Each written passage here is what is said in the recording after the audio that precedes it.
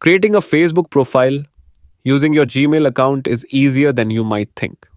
Just imagine, in just a few simple steps, you can connect with friends, share updates, and explore a world of content tailored just for you.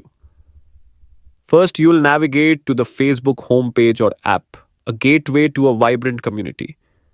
Then, with a click on Create New Account, you're already on your way. Enter your name, date of birth, and, of course, your Gmail address. Make sure it's correct. Typos can be pesky. Next, you'll craft a password, something strong and memorable, a little fortress for your online identity.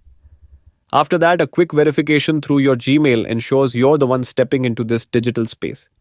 Finally, personalize your profile with a picture and a bio that reflects who you are. And just like that, you're part of the Facebook family, ready to share and connect.